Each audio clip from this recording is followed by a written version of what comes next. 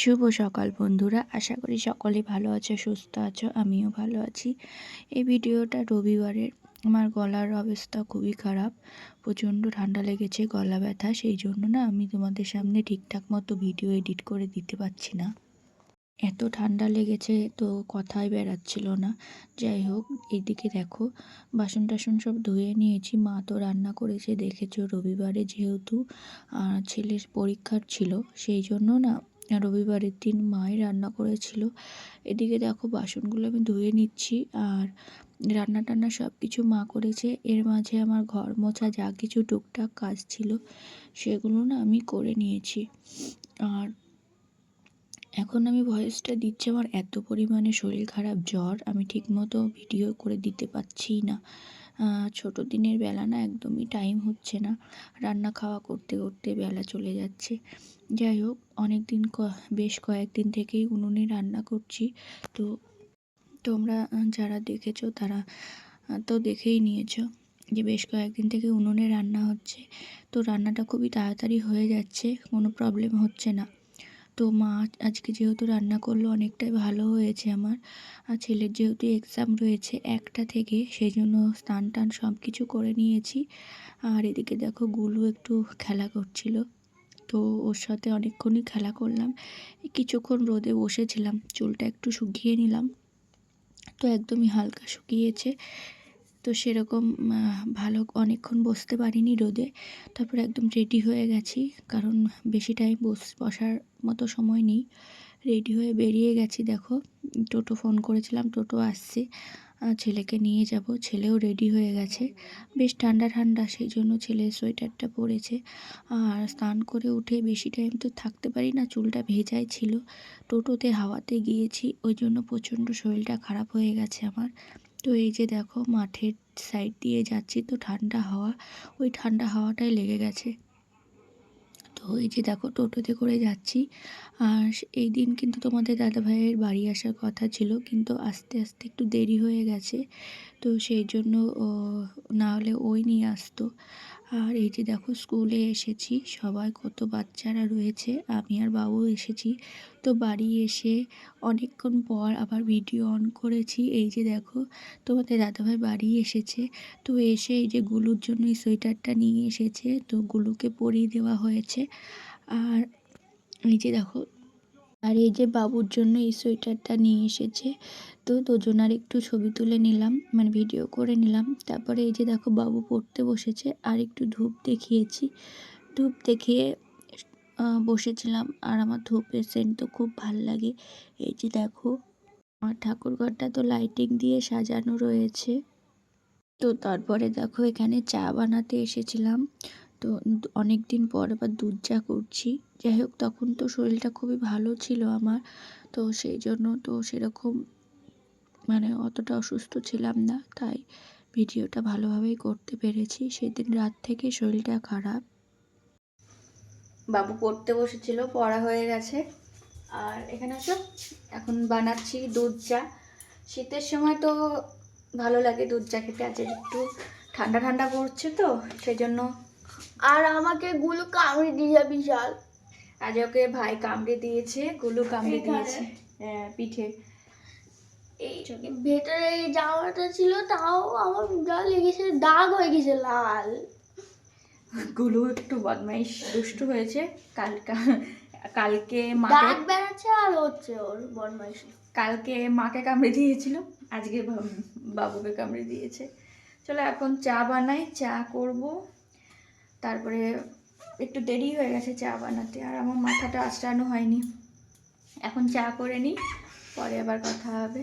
আর এই যে রান্নাঘরটা এখন পরিষ্কার, যেহেতু উনুনে রান্না হচ্ছে না, সেই জন্য রান্নার মানে গ্যাসের কাছে খুব কম হয়। চা টুকটাক কিছু যদি হয় তো হয়, ম্যাগি চা, তাছাড়া চা ছাড়া কিছুই হয় না।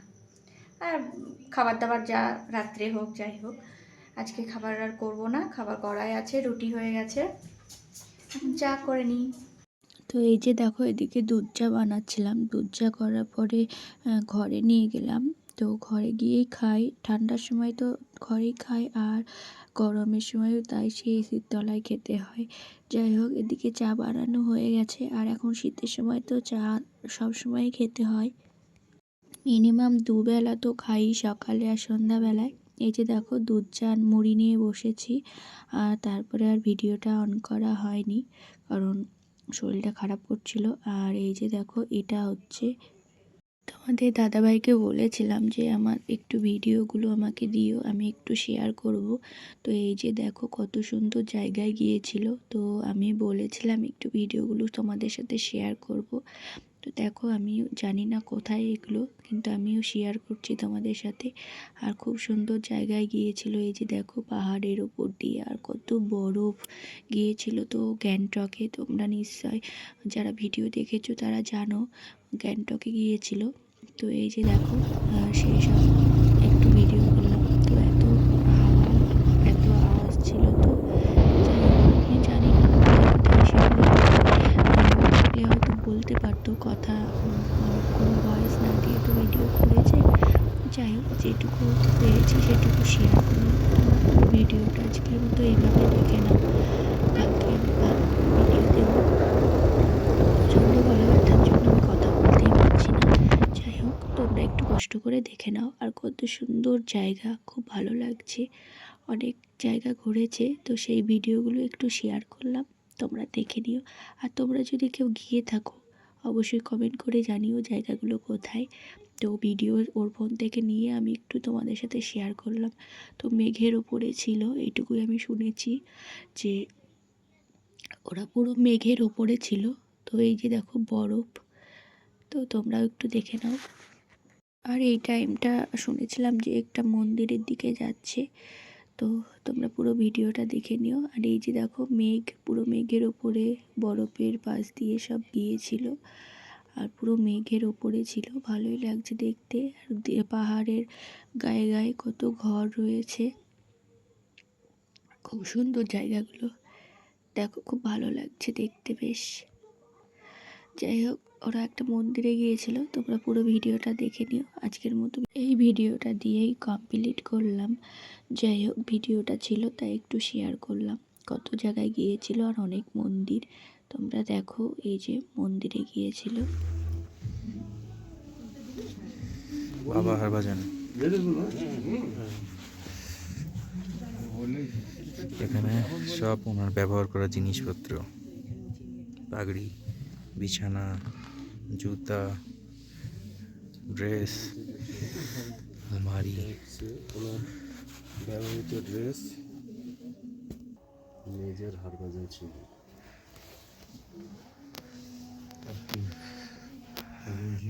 হচ্ছে ওর অফিস।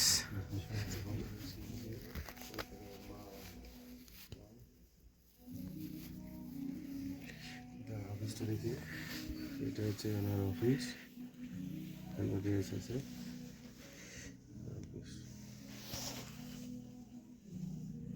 बिल्डिंग भी चाइना का है, चाइना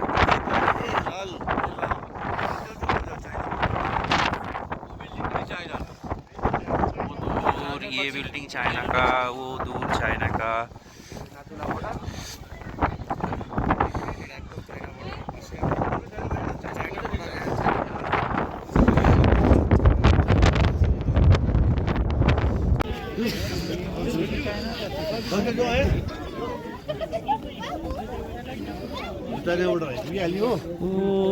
वो भी चाइना का बिल्डिंग, ये बिल्डिंग पहले दिखाया, ये भी चाइना का बिल्डिंग।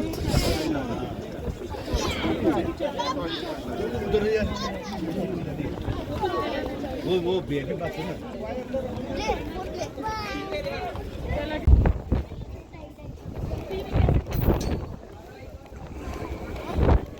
আঙুল দিয়ে দেখা।